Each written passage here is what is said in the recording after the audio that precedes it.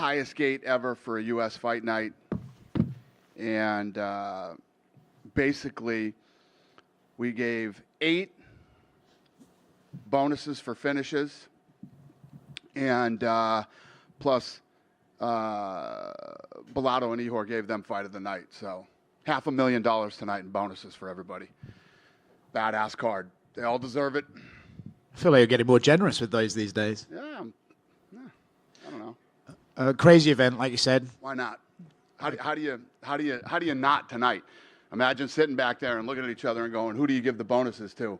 And giving it to only 4 guys, fight of the night. And because there was a fight of the night tonight, clearly. And then so many great performances. I mean, when people perform, fuck it. Let's give it to them. Let's talk about the main event first. Arman's knockout of Beneil. I don't think we've ever seen anyone do Beneil like that quickly, 100%. What do you make of his talent, his potential in that division, and his performance tonight? Yeah, I mean, the co-main and main event came out and absolutely delivered. And, you don't see people do that to Bobby Green either. And, yeah, incredible. I mean, it's amazing. I mean, obviously, we don't know what Arman's going to do next necessarily, but if him and Islam do fight somewhere like Abu Dhabi, how big do you think that fight could be? Big. Yeah, it's a great stylistic matchup. That's a great fight. Yeah. You mentioned the Bobby Green knockout. Yeah. Great by Jaylen Turner, but referee, not so great. Yeah. One of the worst I've ever seen. Yeah. I mean, he's been around for a while. He's a fairly solid ref. What do you think that can be attributed to? So the difference is, we've had some refs say some dumb shit in the past, like, I allowed her to be a warrior tonight, and goofy shit like that. He knows that he made a mistake tonight, and he does not feel good about it. So, yeah. Is that just like the heat of the moment? It's unfortunate. Is he what? Is that just the heat of the moment? You think he just didn't notice? It looked like Bobby was. You'd have to ask him that question, but yeah, definitely a bad stoppage. Davison Figueiredo, Davison Figueiredo at bantamweight looked good. Solid performance against Rob Font. Do you think, as a former champion, you can put him in there in the title picture right away, or do you want to see him work his way up that? Tonight was a big night for him. I don't know how you guys felt, but I know a lot of people felt Rob Font was too big for him and hits too hard for him, and he went in and it looked great tonight. A couple things outside of tonight I wanted to ask you about. You got UFC 296 coming up in a couple of weeks. It's an amazing card to end the year. Curious how excited you are for that fight between Colby and Leon, and how insane do you think that press conference is going to be? Yeah, thank you. And yeah, we're looking forward to it. Yeah, it's going to be a fun fight. And I mean, this is one of those fights where, when everybody's calling looking for tickets and everybody, it's going to be a big night. It's going to be fun. You said on the Nelt Boys podcast that you're working on a potential super fight. Is that something special for UFC 300, or is it just a fight you're putting together? Just a fight that's going to happen, could potentially happen in 24. And everybody's blowing me up asking me who it is. And who is it? Hey, Dana. Hi. I got a couple for you. This week we saw Bobby Green and Arman kind of get into it in the hallway of the hotel. When did you find out about that? And was there any conversations with either side of them? I've been on the road for like 2 weeks, so I think I found out. I was just in Boston. I found out when I was in Boston. Shit happens, man. This stuff, somebody caught that on film, and it got out. You guys have no idea how much shit goes on behind the scenes. It's only the stuff that ends up leaking and getting out, but just the business we're in. We are in the tough guy business where, some of the baddest human beings on earth run into each other backstage. Things are said, things are done, and it's our job to manage and control all this stuff to make sure that it doesn't, blow up and get out of proportion and people don't get hurt. But we deal with this every Saturday on some sort of level. One other incident that happened outside of the cage, outside of the event as well, rather. Jamal Hill got arrested for domestic violence with his brother. Yeah. What do you know about that whole situation, and does that, change his plan for a return to action? I know nothing about it. I literally don't know anything. Obviously, it sounds like something between him and his brother. That's some family shit, and I'm sure they'll figure that out. Gotcha. And what do you make of the PFL buying Bellator? PFL is now saying that, they're the co-leader. They believe that the roster is comparable to the UFC's. So what do you make of the whole situation? I don't know. What do you think about that? I'm asking you. No comment? You have no comment? You want me to comment? It's fucking hilarious. But, yeah, good for them. I wish them all the luck in the world. Very cool. And Oscar mentioned the I've covered this before. You must not have heard it. One shitty organization that sells no tickets and nobody watches buys another shitty organization that sells no tickets and nobody watches. Sounds like a fucking winner to me, boy. Right? Woo! Go, guys. As Oscar mentioned. What do you think? Well, I think they have a pretty good roster. I don't know if it's on par with the UFC's, but I think they have a solid roster. Yeah? Yeah. What do you think of their ticket sales? Hey, they're not running big arenas. Huh? They're not running big arenas or any arenas at all, really. So. What do you think of their TV ratings? That I don't know about. The deal with the UFC. You cover the sport? I do. I'm not sure about the ratings. That's why I didn't ask. So you knew enough about it to ask me the question, but you don't know enough to answer the question. Well, I didn't ask about the ratings.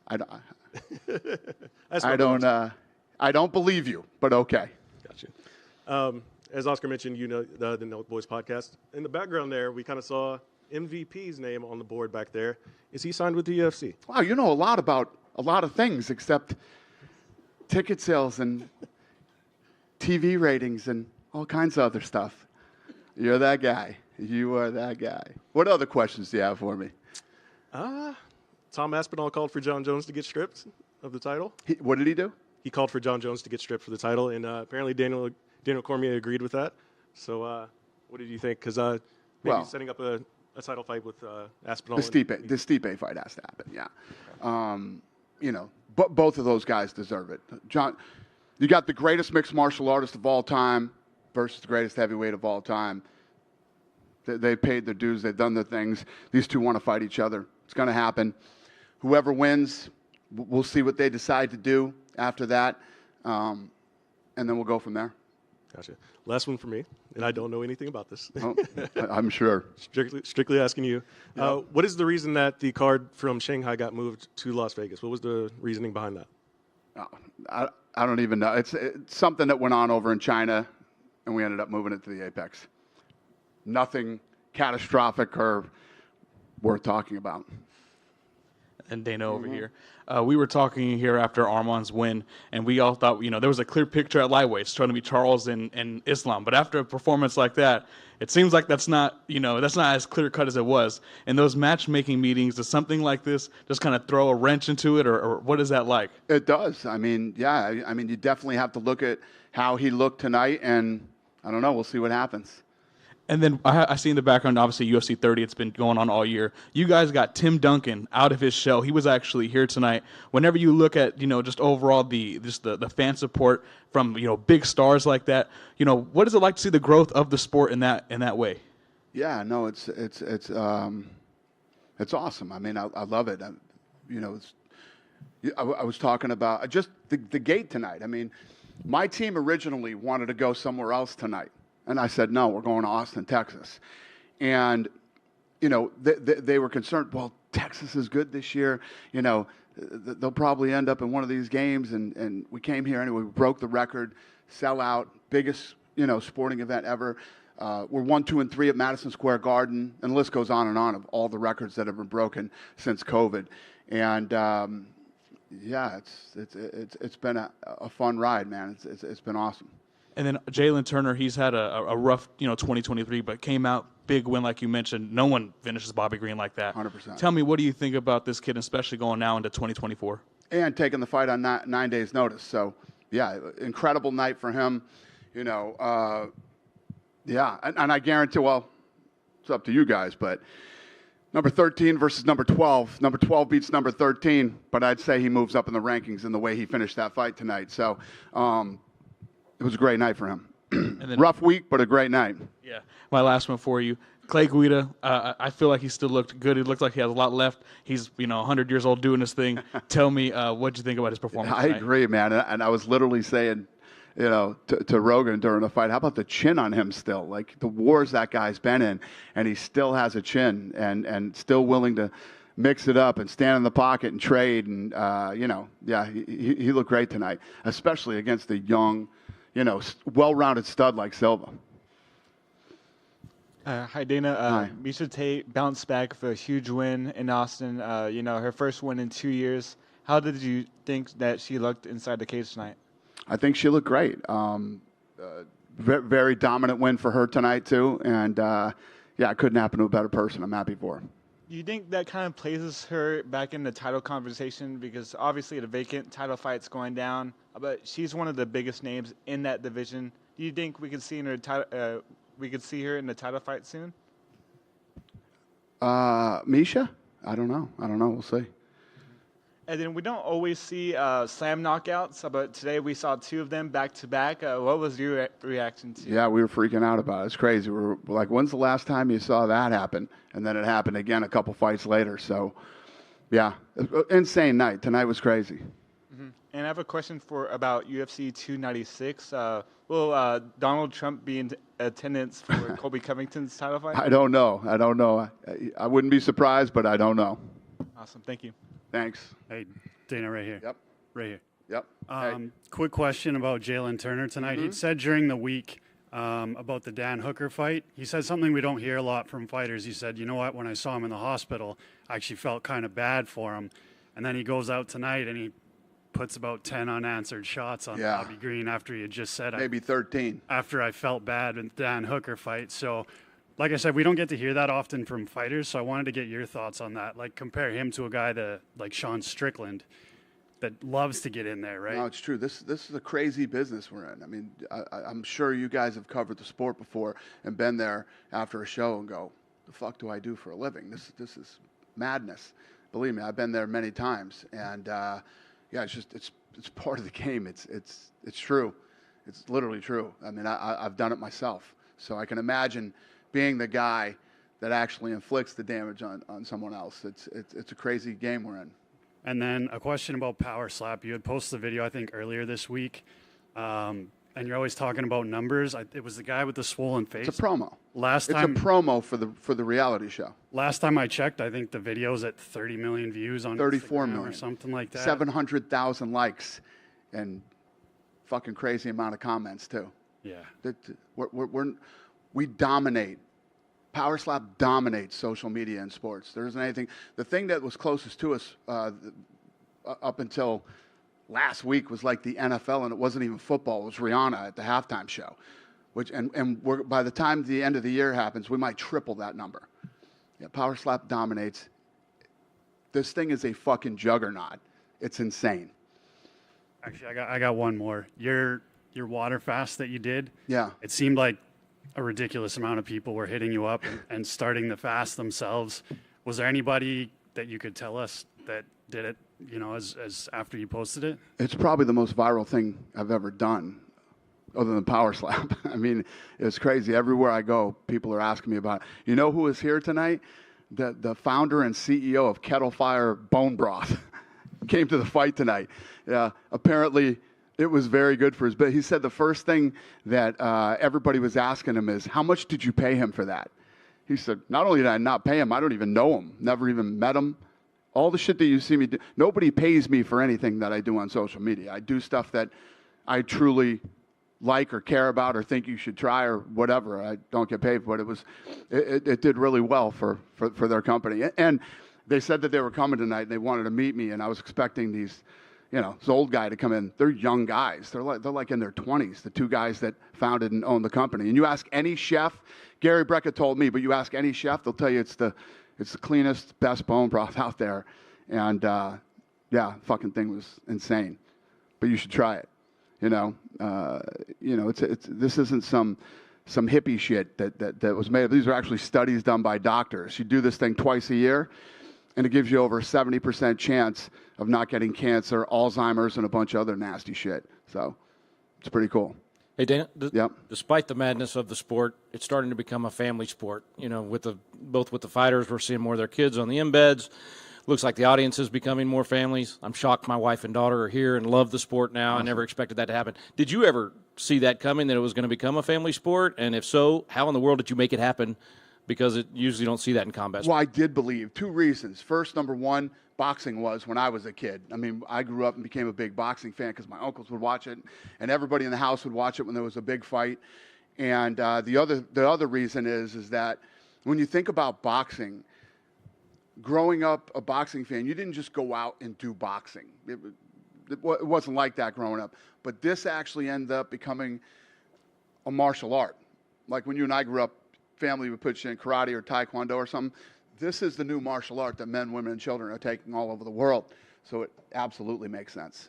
You and Elon Musk both have let people know there's no way they're going to bribe you with threats to be silent about how you feel about who to vote for or who to support. Do you think they start listening, meaning the companies that have tried to use that pressure? Does the market make them get back to just doing business? I don't know, but I think there's more people than just me and Elon now that feel that way. It's like, just because you sponsor us doesn't mean you run this business, and you're definitely not telling me what to do. That's a fact. That's never going to happen, ever. So I've got this new mindset. I look at sponsorships like relationships, like being in a relationship with somebody. If I got to be in a relationship with somebody for 6 years, we better be aligned, and we better, think and feel the same way. Or you do your thing. Do whatever you do. But don't ever fucking call me and tell me what you want me to do because you sponsor us. That is never going to happen. So if that's the type of person that you are, don't even bother trying to sponsor the UFC. Last question. Any chance that super fight is Musk? And after Rogan's I'll interview give with you him, a definite no on that one. Yeah. No, thank you. And thanks for bringing your family. That's it? All right. Have a good night, guys. Thanks.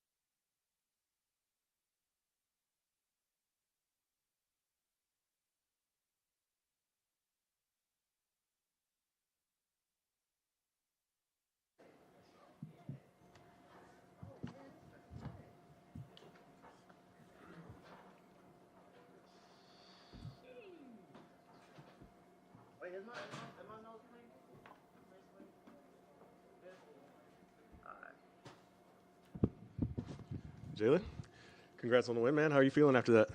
Feeling great. I am feeling really good. Did you ever anticipate it that you were going to get it done in the first round like that? Yes and no.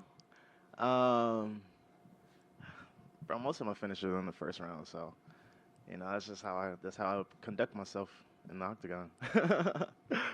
I know before the fight, you expected it to be like a really exciting fight, for the fans, considering, like you said, you guys have nice styles. And do you think it played out the way that you wanted it for the fans and I guess for yourself as well? It played out how I wanted it for myself. Maybe the fans probably wanted a couple more rounds, but, I had to get in there, get in, and get it done. So tell me, how does it feel to close that year out on that high note that we talked about on Wednesday and head into 2024 on a fresh slate? I'm trying to contain myself because I want to do a backflip right now because I'm so hyped. But, my son's birthday is the end of this month, so that was a big win for me. And, I want to throw him a nice party, just close out the year properly and, just focus on 2024. So all in all, it's short notice. I know on Wednesday, you were saying things like you don't know why the UFC picked you to be in this spot over other guys that were talking about, raising their hands and stuff like that. So now that it's all said and done, like, how do you feel about, I guess, saying yes to the fight and the result? At the end of the day, like I said, it's bittersweet because me and Bobby come from the same area. We grew up in the same area, and that's what made it tough. You know what I mean? But at the end of the day, it's also business, so you got to seize the business opportunities. And I am a businessman. I am an independent contractor, so I got to go handle business when it's attended to me. So. They put me in the position because they knew it was gonna be. I got the name now. I got a little hype. I always go put on the show. I'm a businessman. I handle what I have to do for the promotion, and look what happened. The fight before was that split decision loss to Dan Hooker. He was supposed to be in your spot tonight. Do you want to run it back with him, or are you looking at another name in the rankings? That could be a possibility. I mean, I wouldn't look past that. I mean, it was a heck of a fight. We both had a war. I'm pretty sure the fans would love to see another war like that, but, we'll see how it goes. Gotcha. Last one for me. What do you think about that stoppage, man? Because it seemed like the referee just let a few too many shots go on there when Bobby was clearly out of the fight. So the ref said he don't care, talk crap about him, blah, blah. No, I'm kidding. The ref just he just didn't see. I don't know, bro. I don't know what to call it. Like, he just waited until Bobby was out. Like, Bobby's tough, you know what I mean? Like, Bobby's a really tough fighter. So when I was punching him, I was like, he was defending, he was moving, he was still a bit coherent. And I was like, dang. I was like, maybe this should be stopped, maybe not. And I'm not gonna stop until you pull me off because, it's him or me. And if he would have got his bearings about him, he could have, got back on top or, some crazy, you know what I mean? So it is what it is. And he was healthy. He was coherent. He was good after. We had good words, so I'm happy he was in good health, decent health, so it is what it is. Over here, Jaylen. You had 2 split decision losses before this win. Y'all love talking about that. No, I promise. I promise it's gonna end. It's gonna end nice. I was gonna ask, when did it hit you that you won? What were those immediate emotions like? I know in the octagon it's still fresh, but whenever you go back, you're with your team, your family, whomever's there. Man, what were those initial, reflections like for you? When I fought Gamrot, that one kind of like. It was more like a test to myself to see what my grappling was in the division. And, I still think I won that fight. I watched that fight multiple times. I think I won that fight on aggression and octagon control. Yeah, he got the control time on the grappling, but that was it. Like, he didn't do nothing to me. So, yeah, that one stung a lot more than the Hooker fight. The Hooker fight, it could have went either way. He stole that second round, end of the second round, and it was pretty much him. So that was 50-50. And, man, it just leveled me up for this, to be in this moment, to be under these lights at this moment. It's my first co-main event, 9 days notice. I was unfazed by everything, the media, the weight cut, everything. I was just mentally fortified to go out there and perform like I did, and that's what I did. And then I know before the fight, you were basically I don't know if it was that your exact quote was like, I don't know why they picked me. If that was the exact quote, I don't know if I'm paraphrasing here, but I wanted to ask, despite that, and now we look at your performance now, how comfortable were you in that octagon? Man, bro, you could have put up a bed in there. I would have been sleeping in there, man. I was so comfortable in there. But Bobby started talking, and then that's what threw me off. And coach was like, "Keep your composure, keep the distance," and that's when I came back to, and I got my comfort. And man, I've just been growing in the octagon. You know what I mean? Like you just said, those two losses put me through hell. I went through a war with Dan, and then I got the crappy end of a decision with Gamrot. You know what I mean? It's like, what else? You know what I mean? I've been through the who's who, so going out there and performing how I did was just me being comfortable and growing and learning. Hi, Jaylen, over here. You had an interesting call out from Ronaldo Moicano. He said, "Let's keep this That fight." fool been calling everybody out. That's all he do is call everybody out. Anybody that wins, he wants to call out. Like, that's annoying, bro. Stop doing that. I don't know why these fighters keep doing that. Like, stop. Like, it's corny, bro. It's corny. You're not Conor McGregor. Stop trying to have everybody's name in your mouth. It's weird. What do you think all of these fighters want to fight you for? Like, what's the big hoopla around your name? Do you see me with any other fighter's name in my mouth? Why do they have my name in their mouth? Gotcha. And, everything's bigger in Texas. How big of a celebration are you going to throw in Austin tonight? This is my celebration. Shoot, I've been trying to get back to this meeting room for a minute. So this is it. Probably go have some barbecue or something. That's it. Awesome. Congrats on the win. Thank you. Hey, Jaylen, you use the phrase mentally fortified. What's the secret sauce? How'd you get that comfortable and that confident? Going through hell and fire, plain and simple. Reflecting on everything that I went through and going through it. The best teacher in life is experience. So I went through the experiences, and now I'm here. All right, for that barbecue, Lockhart's the barbecue capital of Texas, so go just 30 minutes away. What time do they close? Well, you got to get there's lots of options, Blacks and Chisholm Trail. No. What time do they close? Are they still open? Yeah, man, tonight. You're probably going to miss it tonight. Lunch on the way out. All right. Before I hit the airport, we go in there. That's it. Thanks, Sweet.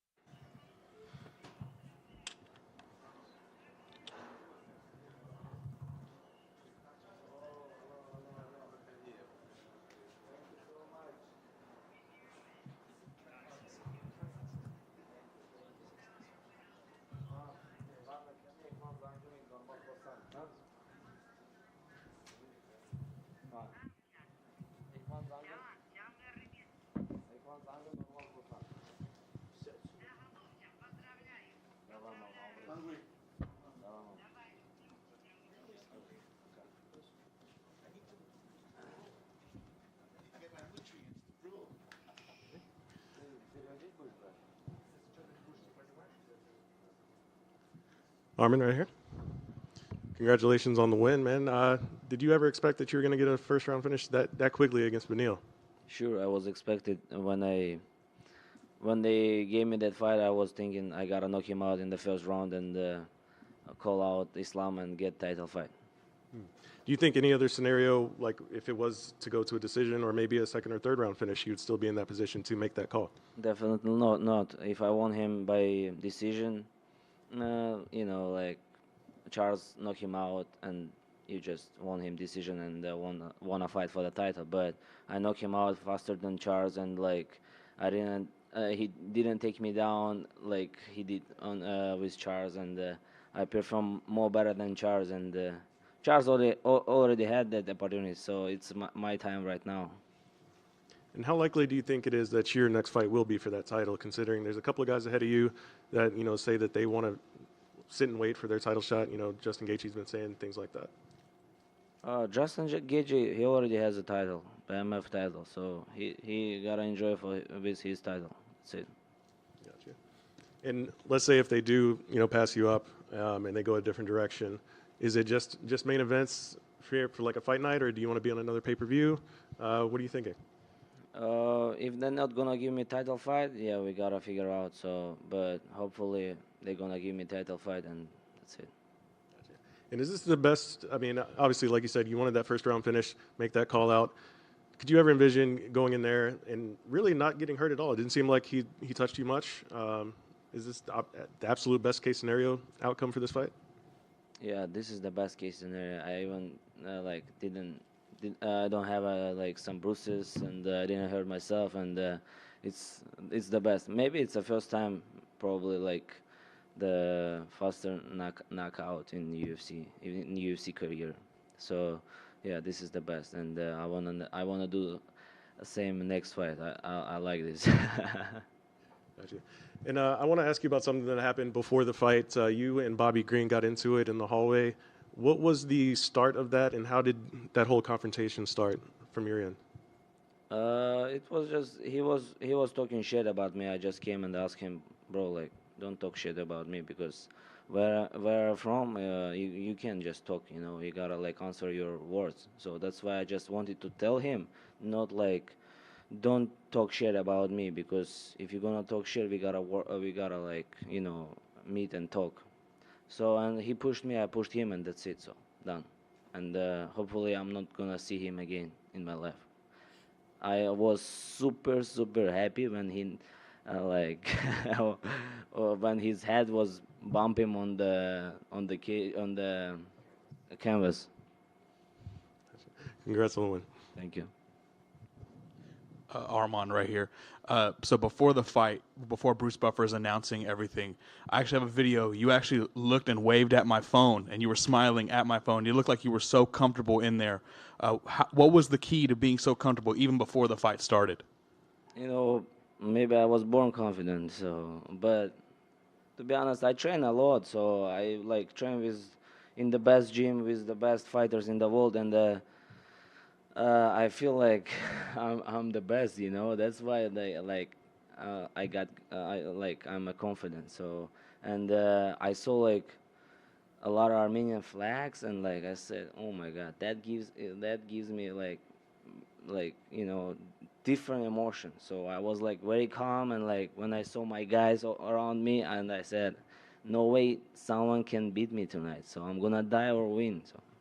And then I asked Dana White about the matchmaking, about, it looked like it was going to be Charles and Islam. But now after this performance, it's like we don't really know what to do. And I asked him if that threw a wrench into his plans, if it made his plans more difficult. And he said yes. So how does that make you feel hearing about that?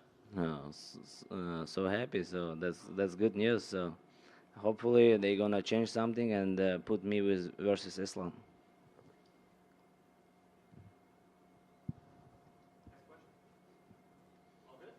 Thank you. One more. How does that fight with Islam play out in your mind? Say it again? How does the fight with Islam play out in your mind? You mean stronger? I always thinking the best case scenario, and I feel like I can knock him out in the first round. we gotta think about the best, right? We shouldn't think about worst situation.